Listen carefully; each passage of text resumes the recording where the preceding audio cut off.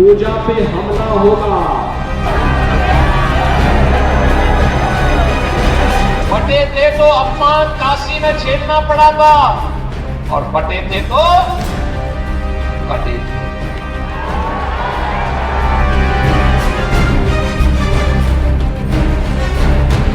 रामनवमी की शोभा यात्रा पर इसलिए पथराव होता है क्योंकि हम बटे हैं।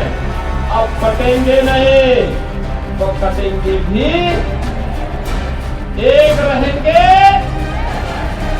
सेफ रहेंगे। क्या योगी आदित्यनाथ ने चुनावी हवा को बदल दिया?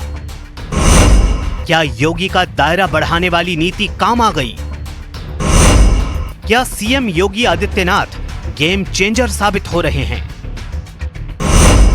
क्या योगी आदित्यनाथ के तेवर लोगों को रास आ रहे हैं?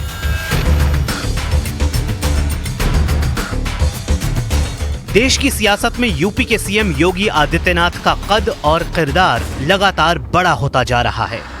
हार्डकोर हिंदुत्व में विश्वास रखने वाले योगी आदित्यनाथ जिस राज्य का रुख करते हैं, उस राज्य की सियासी फिजा की तस्वीर बदलने लगती है। बिना लाग लपेट वाली रणनीतिक लकीर खींचने वाले योगी आदित्यनाथ अब धीरे धीरे उस सियासी फलक का हिस्सा होते जा रहे हैं जहां से यूपी के बाहर की जमीन आकार लेती है। यानी उत्तर प्रदेश के अलावा महाराष्ट्र और झारखंड से एग्जिट पोल के जो आंकड़े आए हैं वो ऐसी कहानी गढ़ रहे हैं जिसकी पटकथा किसी और ने नहीं बल्कि उत्तर प्रदेश के मुख्यमंत्री योगी आदित्यनाथ ने लिखी है। इसलिए योगी की राजनीति के कौशल को समझने से पहले यूपी, महाराष्ट्र और झारखंड से आए एग्जिट पोल के रुझान की कहानी समझ लेते हैं। ज्यादातर सर्वे का रुझान इस बात की ओर इशारा कर रहा है कि एनडीए का दांव इंडिया गठबंधन पर भारी पड़ रहा है।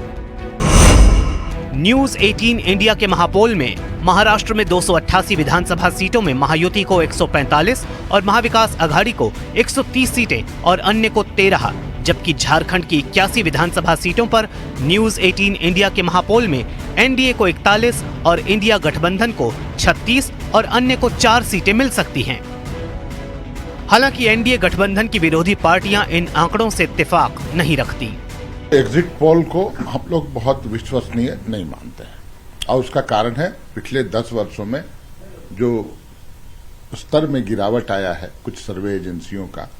अब एग्जिट पोल एग्जैक्ट पोल नहीं होता है, लेकिन कुछ में तो 3 तो ऐसे एग्जिट पोल है जहां आपको फुल फ्लेज दिया गया है, सरकार आप बना रहे हैं उसमें। ठीक है, उन लोगों ने भरसक ईमानदारी पूर्वक प्रयास किया है दिखलाने का, लेकिन उसके बावजूद मैं बोल रहा हूं कि हम लोग को एग्जैक्ट पोल पर ज्यादा भरोसा है। एग्जिट पोल्स पे हम इसलिए भरोसा नहीं करते क्योंकि अंडर करंट उससे भी ज्यादा था, उससे भी ज्यादा सीटें हमें मिल रही हैं और हमें उम्मीद है कि 50 सीटों के मार्जिन को हम आसानी से पार करेंगे और झारखंड के इतिहास की सबसे जो पावरफुल सरकार है, इतनी सीटें आज तक किसी गठबंधन ने नहीं जीती, वो हम बनाएंगे। एग्जिट पोल अलग अलग रिपोर्ट अलग अलग जगह से आए हैं। मैंने एक्सेस का देखा था, फिर बाकी का देखा था। तो हम तो यही कहते हैं कि कभी कभी एग्जिट पोल दिशा देता है, लेकिन पिछले कुछ चुनाव से कुछ कठिनाई आ रही है। हम तो 23 के इंतजार में हैं। एग्जिट पोल पर राय अलग अलग होना स्वाभाविक है क्योंकि एक सीमित पैटर्न पर वोटिंग का रुझान का आकलन किया जाता है, लेकिन धुआं भी वहीं उठता है जहां चिंगारी होती है।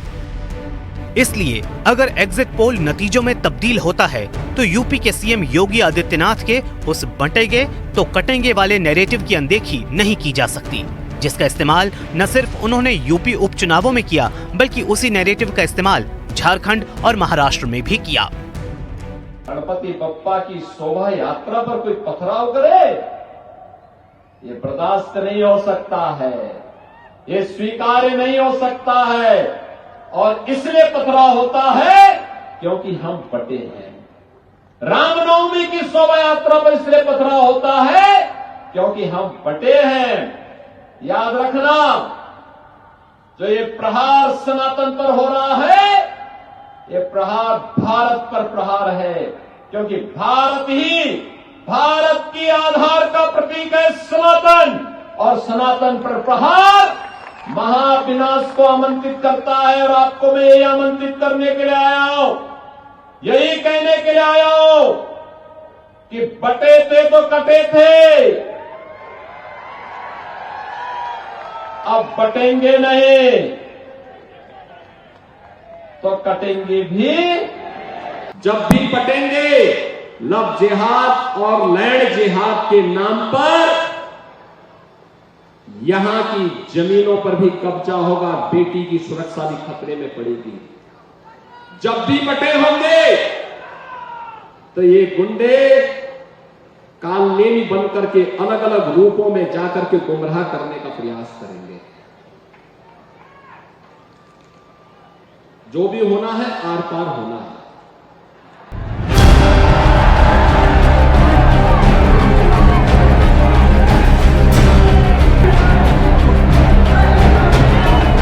योगी आदित्यनाथ बेहद ही आक्रामक छवि के नेता हैं, जो एक बार वो तय कर लेते हैं उसे वो हर हाल में पूरा करते हैं। योगी आदित्यनाथ की किताब में समझौते वाली सियासत का कोई जगह नहीं है।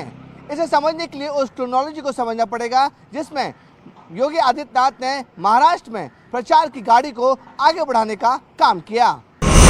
पिछले करीब 2 हफ्तों में योगी आदित्यनाथ ने 37 जनसभाएं की। उन्होंने यूपी में 2 रोड शो भी किए, महाराष्ट्र में 11 रैलियां की। इस प्रचार अभियान में योगी आदित्यनाथ बेहिसाब जन समर्थन जुटाने में कामयाब रहे।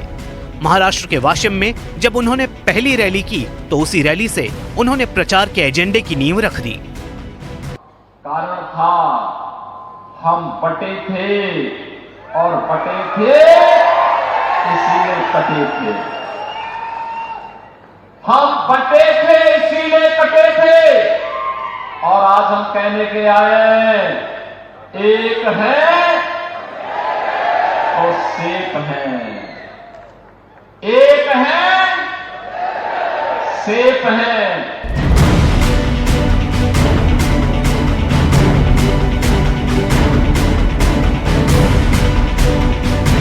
पूरे चुनाव प्रचार में योगी आदित्यनाथ ने हार्डकोर हिंदुत्व और हिंदू एकता पर धार दी।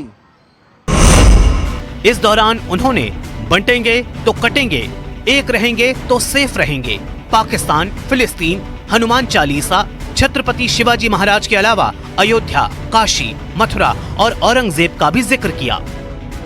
अकबर और औरंगजेब की औलादों को बताया जाना चाहिए ये नया भारत है। इस नए भारत में राष्ट्र नायकों का अपमान भारत स्वीकार नहीं करता है।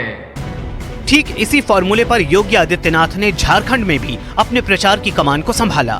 झारखंड में योगी आदित्यनाथ ने अपने प्रचार की शुरुआत 5 नवंबर को की थी।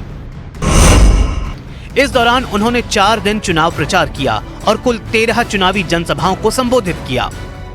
आप जानकर ये हैरान होंगे कि योगी की सभा झारखंड में भी भीड़ जुटाने में जबरदस्त तरीके से कामयाब रही थी। चाहे संथाल परगना का रीजन हो या फिर कोल्हान, योगी जहां जहां गए उन्होंने हिंदुत्व की एकता का नारा दिया, बटोगे तो कटोगे।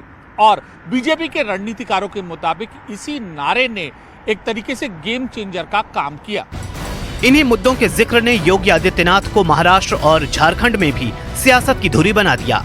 एक ऐसी धुरी जिनके इर्द गिर्द पूरा चुनावी अभियान घूमता रहा। खास बात यह भी है कि योगी ने जिस नैरेटिव और एजेंडे का चुनाव किया उस पर लोगों ने भरोसा भी किया। बिल्कुल, ये बहुत बड़ा ज्वलंत मुद्दा है हमारे देश में, क्योंकि जो है ये तो एकदम सही बात है कि अगर जो जातियों में बटेंगे तो नुकसान हमारा ही होना है।